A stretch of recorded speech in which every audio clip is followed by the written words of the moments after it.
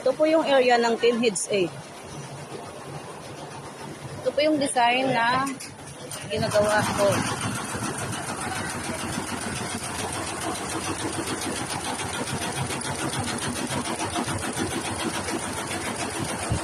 Ito naman po yung grades A. Ito rin yung design niya nakasalang sa kanya.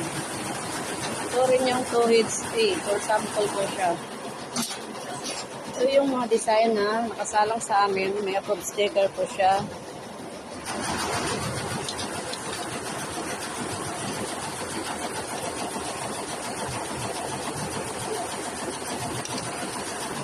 Dito man po nakalagay yung mga files namin. Naka-first store po siya.